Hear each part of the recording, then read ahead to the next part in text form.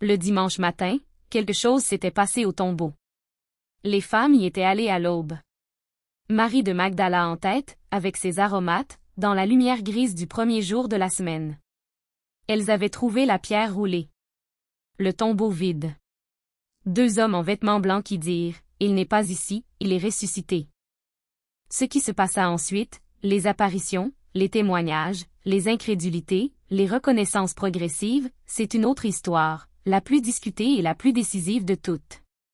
Ce roman ne prétend pas la trancher.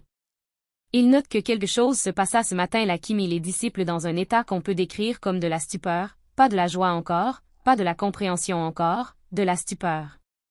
La chose était trop grande, trop contraire à ce qu'on sait des morts, trop différente de tout ce pourquoi on a des mots. Marie de Magdala fut la première. Avant Pierre, avant Jean, avant les 2 qui allaient prendre la route d'Emmaüs. Elle était au tombeau, elle pleurait. Elle vit 2 anges là où le corps avait été posé. Elle se retourna, il y avait quelqu'un dans le jardin. Elle prit cet homme pour le jardinier. Il lui demanda, « Femme, pourquoi pleures-tu? Qui cherches-tu? » Elle dit, et c'est une des phrases les plus touchantes de tout ce récit, « Si c'est toi qui l'as emporté, dis-moi où tu l'as mis et j'irai le prendre. » Elle proposait d'aller chercher le corps elle-même. Seule. Un corps d'homme adulte. Elle ne calculait pas ses forces. Elle ne calculait rien du tout. L'amour qui ne calcule pas, c'est peut-être la définition la plus juste de ce que Marie de Magdala portait depuis Galilée. Il dit son nom. Un seul mot. Elle le reconnut sur son nom dit, la façon dont on reconnaît une voix qu'on connaît depuis des années avant même d'en voir le visage. Marie. Elle se retourna. Elle dit, Rabouni. Il lui dit quelque chose sur ne pas le retenir, sur ce qui n'était pas encore accompli, sur ce qui devait encore se passer entre ce matin et la suite. Elle n'avait pas essayé de le retenir. Elle avait juste dit son nom en réponse au sien. Cette présence n'était pas la même qu'avant, ni tout à fait la même façon d'être là, ni absente. Quelque chose d'autre, quelque chose qui ne se saisissait pas de la même façon qu'avant. Elle fut la première. Ce n'est pas un détail mineur dans une histoire où les premiers et les derniers ne cessent pas de s'inverser. Certains disciples partirent ce jour-là sur les routes. Pas parce qu'ils avaient compris, parce qu'ils ne savaient plus quoi faire d'autre. Jérusalem était devenue insupportable. Les murs de la ville portaient trop.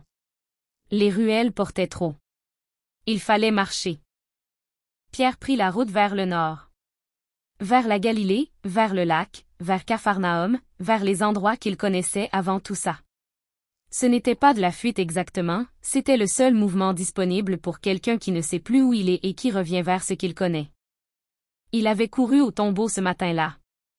Marie de Magdala était venue frapper à la porte avant l'aube, elle avait dit ce qu'elle avait vu, ou essayé de le dire, les mots ne suivaient pas ce qu'elle cherchait à dire. Jean et lui avaient couru. Pierre était entré le premier. Il avait vu les linges posés là, le suaire plié à part. Il était ressorti. Jean dit de lui-même qu'il vit et crut. Jean qui cherchait toujours le sens dans les détails, qui lisait les choses comme des textes. Pierre, lui, s'en alla, étonné de ce qui s'était passé. Étonné. Pas convaincu. Pas rempli de foi soudaine. Étonné. Il prit la route. Derrière lui, Jérusalem, la maison du grand prêtre, la cour, le feu de charbon de bois, le regard. Devant lui, la Galilée, le lac, la barque, les filets. Il avait quitté tout ça des mois avant sur un mot.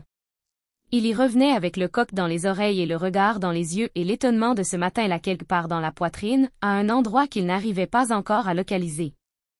Les routes de Galilée, il les connaissait. Il les avait parcourues dans l'autre sens, des mois avant, en suivant. Les mêmes oliviers, les mêmes villages, la même poussière. Mais les routes dans l'autre sens ne ressemblent pas aux routes dans le sens. On les voit différemment. On voit ce qu'on n'avait pas vu à l'aller, les détails qu'on avait négligés parce qu'on regardait devant, les maisons qu'on avait traversées sans s'y arrêter, les gens qu'on avait croisés sans les voir. La route de retour est toujours une autre route. Ce qu'il portait en rentrant, le reniement, l'étonnement, tout ce qui s'était passé entre les deux, on ne peut pas l'imaginer entièrement. On sait qu'il rentra. On sait ce qui se passa après, au bord du lac, autour d'un autre feu de charbon de bois, avec la même question posée 3 fois. Messa, le retour, les jours de marche, les nuits sur le chemin. On le laisse marcher.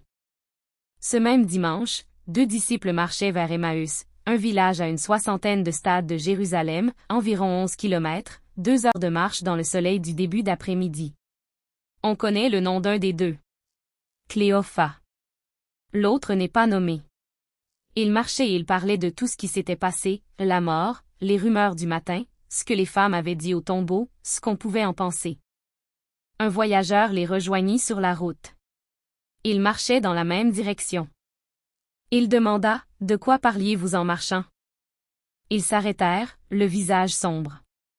Cléophas répondit, avec une pointe d'incrédulité devant la question, comme quelqu'un qui ne comprend pas comment on peut ne pas savoir. « Tu es bien le seul étranger à Jérusalem qui ne sache pas ce qui s'y est passé ces jours-ci. » Le voyageur dit, « Quoi donc ?» Ils lui racontèrent tout. Jésus de Nazareth, prophète puissant en œuvre et en parole. La condamnation à mort. La crucifixion. Et puis le matin, les femmes au tombeau, le tombeau vide, les anges qui disaient qu'il était vivant.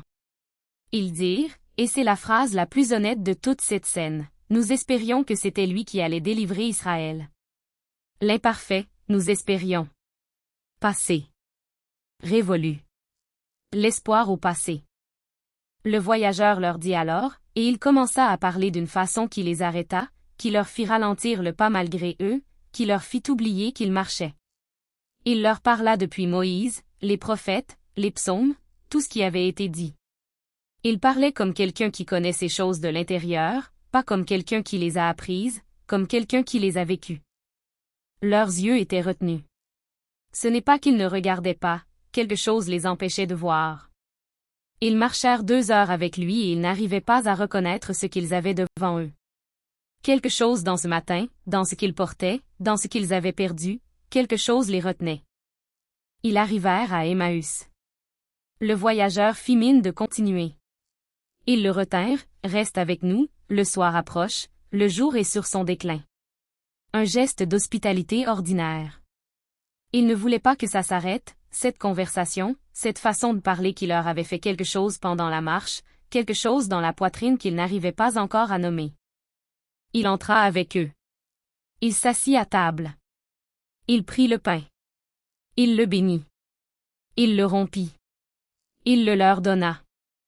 Leurs yeux s'ouvrirent. Ils le reconnurent. Il disparut de devant eux.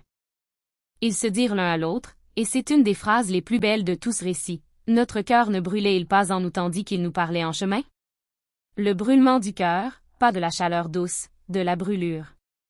Quelque chose qui fait mal un peu, qui consume, qui transforme. Il l'avait senti pendant la marche. Il ne savait pas ce que c'était. Maintenant il savait. La route avait préparé ce que le pain rompu avait ouvert. Ils se levèrent à l'heure même, il était tard, le soir était tombé, ils venaient de marcher 2 heures pour venir, et ils repartirent vers Jérusalem. 2 heures de marche dans le noir pour dire aux autres ce qu'ils avaient vu. Les routes de Galilée, les routes d'Emmaüs, les routes qui menaient vers le lac et vers les villes et vers les maisons qu'on avait quittées. Des hommes qui marchaient dessus dans tous les sens, portant chacun ce qu'ils portaient, la honte, l'étonnement, la brûlure du cœur, le vide, les questions sans réponse encore, les réponses qui venaient trop vite pour être comprises. Jacques aussi. Celui qui avait dit il a perdu la tête, celui qui était venu chercher son frère, celui qui ne croyait pas pendant le ministère. On sut plus tard qu'il lui était apparu. Jacques qui avait dit il a perdu la tête, et qui avait quand même quelque chose d'inachevé dans sa façon de repartir ce matin-là de Galilée. Jean l'avait senti à l'époque. Jean avait eu raison. Jacques n'avait pas fini. Lui, absent de ses routes. Ou pas, selon ce qu'on croit de ce qui s'était passé le matin. Absent à leurs yeux pendant la marche d'Emmaüs, puis présent, puis disparu. Présent d'une façon différente, une façon qui ne ressemblait pas à la présence ordinaire des corps dans les espaces. Il restait comme un trou dans le monde. Comme un silence qui ne finit pas. Et en même temps, quelque chose d'autre, quelque chose que Cléophas et son compagnon avaient senti pendant la marche sans savoir ce que c'était. La brûlure. La route qui ouvre se comportait sans le savoir. Deux façons d'être absent. Deux façons d'être là. La route entre les deux.